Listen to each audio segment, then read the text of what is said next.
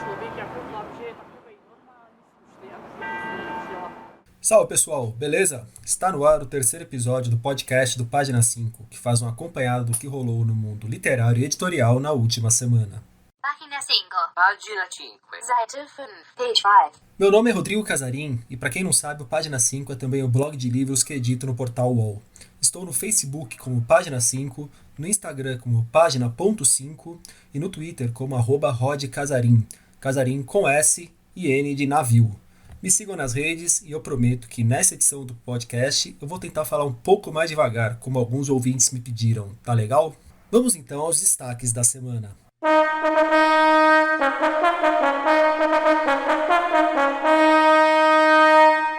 Harry Potter é banido de escola nos Estados Unidos. Vaquinha para o livro Os 100 Nomes da edição no Brasil. O lançamento por aqui de um dos principais livros sobre o massacre de Columbine. Novão de Eduardo Galeano promete boas doses de cafonice. E ainda, mais clássico latino-americano, HQ de Fahrenheit 451 e Felipe Castilho falando sobre seu novo romance nos lançamentos. Uma dica diferente e as notícias do meu umbigo.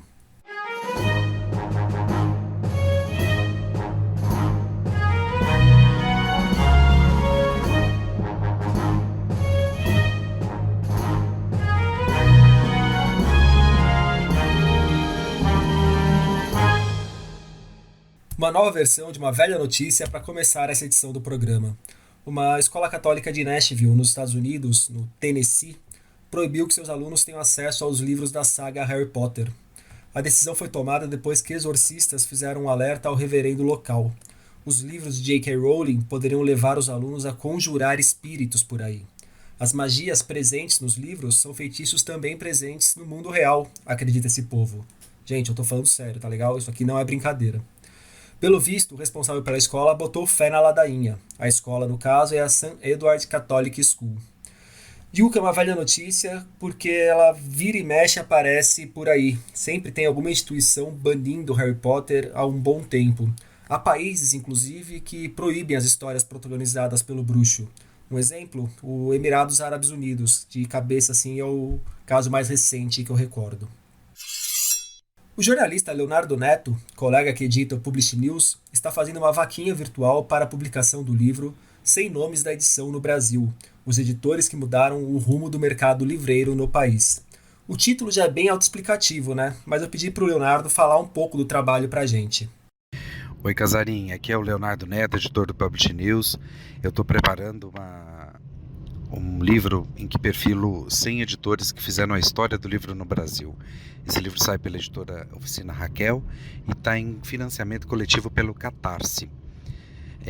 O livro ele traz perfis de 100 editores que, de certa forma, transformaram a indústria do livro como a gente conhece ela hoje, né? Tá lá desde Francisco de Paula Brito, que foi o primeiro editor comercial do Brasil, passando por Monteiro Lobato, José Olímpio, Enio da Silveira, Caio Parado Júnior, até chegando aos nossos contemporâneos, como Marcos Pereira, Tomás Pereira, Paulo Rocco, tem editores independentes também. Vai ser um livro bem interessante, eu estou super entusiasmado de fazer e estou animado com o resultado. Espero que você e seus ouvintes aí gostem. A promessa é que a obra saia pela editora Oficina ainda este ano, em dezembro. O financiamento coletivo está aberto no Catarse, com meta flexível. O valor almejado é de R$ 29.900, graninha boa. E eles já conseguiram quase 70% dessa bufunfa. Para quem quiser dar uma força, as cotas vão de R$ 60 a R$ 2.500. O link para o projeto está tanto na descrição do programa quanto no post do podcast lá no blog. No dia 20 de abril de 1999, Eric Harris e Dylan Klebold, dois idiotas, entraram numa escola de Columbine, nos Estados Unidos, e promoveram uma carnificina.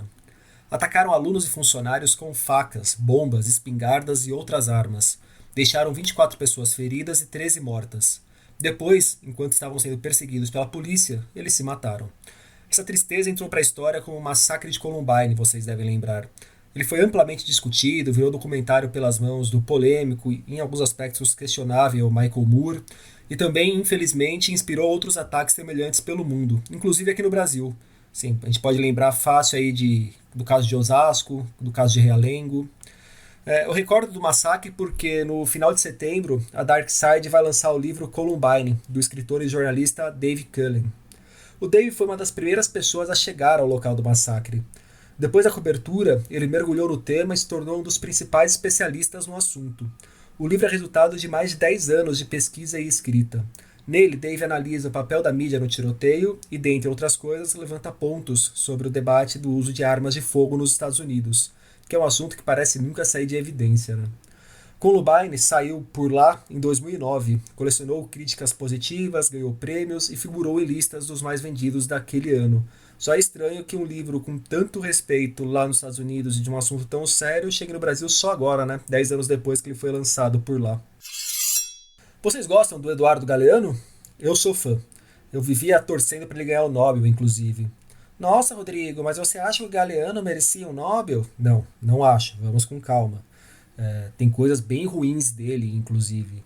As veias abertas da América Latina mesmo é um porre em diversos momentos. Mas vira e mexe, o São Paulo não merece nada, não merece ganhar jogo, não merece ganhar campeonato e eu sigo torcendo. Torcer tem a ver com o emocional, né? Não com o racional. E como eu tenho uma simpatia imensa pelo uruguaio, torcia para ele sempre que chegava ali por outubro. Mas deixemos de voltas. Na última terça, dia 3, seria aniversário do Galeano. Se vivo, ele faria 79 anos. E a LPM anunciou que lançará um novo livro dele por aqui, Amares, uma reunião de frases e textos do próprio Galeano, claro, selecionadas pelo autor. Uma delas. O mundo é isso, um montão de gente, um mar de fogueirinhas. Mais uma. Cada pessoa brilha com luz própria entre todas as outras. Pela proposta da obra e por essas duas amostras, tem tudo para ser um livro com momentos bem cafonas, convenhamos. Espero que o lado bom do cara também esteja presente. Inclusive meu cachorro chama Fernando por causa de um texto do Eduardo Galeano. Qualquer hora eu conto essa história para vocês. Falar de lançamentos, a Arte e Letra, que além de editora é uma livraria super charmosa lá de Curitiba, publicou um livrinho bastante interessante. Digo livrinho porque ele é formato de bolso, tem só 60 páginas, é um bibelozinho mesmo. Se chama Três Objetos, de Teresa de la Parra, que talvez você não conheça, como eu não conhecia até receber o livro. Teresa nasceu na França em 1889, para ser preciso. Morreu em Madrid em 1936. E, adivinhem, isso mesmo, ao longo da vida se tornou uma das escritoras mais importantes da história da Venezuela. Ela era filha de diplomata, por isso a vida e a morte ali na Europa. Era também uma mulher independente, à frente do seu tempo, que dispensou o casamento e publicava na imprensa venezuelana contos com o pseudônimo Frufru. A Carambaia publicou por aqui, em 2016, um de seus livros mais importantes, Ifigênia. Mas voltemos a Três Objetos.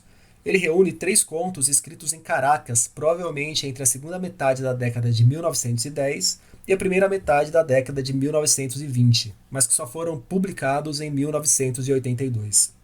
O título faz menção aos objetos inanimados que assumem o protagonismo das narrativas, uma característica dos textos da autora naquele período. A tradução é de Yara Tissot. E fica uma dica. Uma das minhas melhores leituras do ano até aqui foi de uma venezuelana. Falo do romance Noite em Caracas, da Karina Sáenz Borgo, que veio para a Flip deste ano, inclusive. Escrevi sobre esse livro lá no blog, vou deixar o link para vocês. Conhecem o Felipe Castilho? Ele é autor da coleção Legado Folclórico, que reuniu mitologia brasileira com o mundo dos games, e de Ordem Vermelha, série feita sob encomenda da Comic Con. O primeiro volume dessa história, Filhos da Degradação, vendeu pra caramba no ano passado e os fãs do Felipe vivem torrando a paciência dele para que o segundo volume saia logo. Só que isso depende muito mais da Comic Con, que detém os direitos da obra, do que dele mesmo. Mas estou lembrando do cara porque ele lançou agora um novo romance pela Intrínseca. Chama-se Serpentário e mescla humor, terror e cultura pop. O Felipe mandou uma mensagem pra gente falando um pouco sobre o livro. Fala Rodrigo, fala pessoal, tudo bom? Meu nome é Felipe Castilho e eu vim aqui falar do meu lançamento pela editora Intrínseca, Serpentário, que é uma história que se passa ali na virada de 99 para 2000, bug do milênio, o que será que vai acontecer? 4 jovens vão parar numa ilha repleta de serpentes e parece que fantasmas de outros tempos. E um deles acaba morrendo nessa incursão e os outros 3 decidem fazer um pacto de silêncio, afinal acham que ninguém vai dar por falta dessa pessoa. Só que 18 anos depois, na virada de 2018 para 2019, o Brasil entrando em novos tempos, eles acabam descobrindo que essa pessoa está muito bem, obrigado, e na verdade ela é a única que está muito bem, porque todos os outros tiveram suas vidas viradas do avesso e pode ser então que isso não seja só um reencontro, que seja só um alívio, talvez haja algo maior por trás de tudo isso.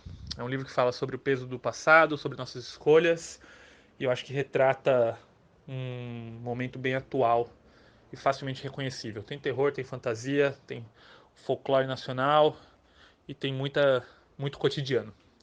Tá bom? Espero que vocês gostem. Um abração.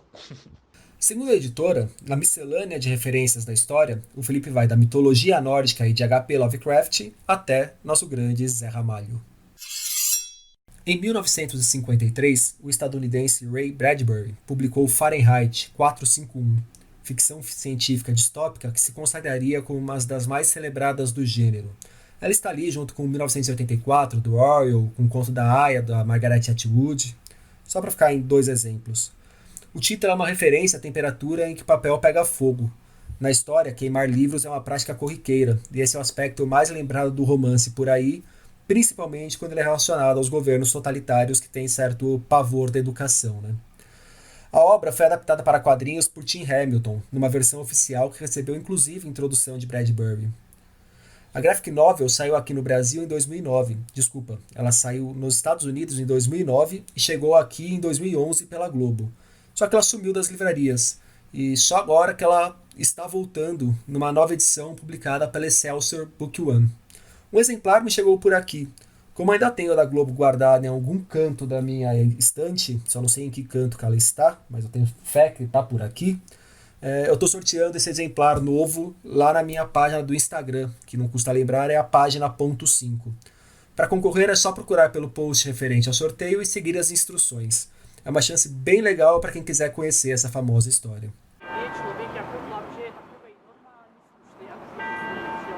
E hoje a dica de leitura não é uma dica de leitura, mas uma dica de escuta, que tem tudo a ver com o universo literário. Atrasado que sou, só agora eu descobri o podcast Sertões, Histórias de Canudos, uma série de 5 episódios lançada pela Rádio Batuta, do Instituto Moreira Salles. O especial foi ao ar no começo de julho, pouco antes da Flip deste ano, que vocês devem lembrar homenageou Euclides da Cunha, o autor de Os Sertões. Que talvez seja o clássico que mais gente assume que pula 2 partes para ler só a última relacionada à guerra. Muita gente importante do meio literário fala isso em off principalmente, viu? Eu tô indo do terceiro pro 4º episódio da série, mas já ficou evidente que ela vale muito a pena. No programa, os convidados não se limitam à obra de Euclides da Cunha, mas partem dela para explicar o que foi a Guerra de Canudos, procurar entender a complexidade de figuras como Antônio Conselheiro, relacionar o massacre a outros episódios de violência do Estado brasileiro contra a sua própria população e estabelecer paralelos, ainda que sutis, entre o Brasil daquela época e o de hoje. Por exemplo, o pouco valor dado pelas autoridades à vida dos mais pobres. A condução da série é do jornalista Guilherme Freitas, editor assistente da revista Serrote. Aqui e ali, o ator Fernando Alves Pinto pontua as verdadeiras aulas com leituras de trechos de Os Sertões. E a cada episódio, diferentes convidados analisam diferentes pontos da história. Dentre esses convidados estão gente como a crítica literária Valnice Nogueira Galvão, o historiador Manuel Neto, o fotógrafo Evandro Teixeira, o escritor Milton Ratum e o diretor de teatro José Celso Martinez Correia, o Zé Celso. Notícias do meu umbigo. Prometo que é a última vez. No dia 11 de setembro começarei a ministrar uma oficina de narrativas de viagem no Sesc São José dos Campos. A ideia é auxiliar os participantes a criarem narrativas não ficcionais baseadas em suas próprias viagens. Alguns nomes de autores que norteiam o curso: Clarice Lispector, Albert Camus, Heródoto e Amir Klink. Notaram que pelo menos os nomes eu mudei dessa vez, né? Serão 6 encontros, sempre às quartas, das 7h30 às 9h30. As inscrições já estão abertas lá no site do Sesc São José. Eu vou deixar o link tanto na descrição do programa quanto no post lá no blog. E nesta semana, no Página 5, nós tivemos meu comentário do livro 5, 4, 3, 2, 1. Mônica e Menino Maluquinho, Perdidos no Espaço. mais um encontro dos personagens do Maurício de Souza e do Ziraldo, orquestrado pelo escritor Manuel Filho. A resenha de O Educador, um perfil de Paulo Freire, de Sérgio Haddad. Se vocês quiserem ver eu tomando pedrada, é só ir nos comentários desse post, tá legal? E a indicação do quadrinho e do financiamento coletivo de Olga, a sexóloga, de Thaís Gualberto.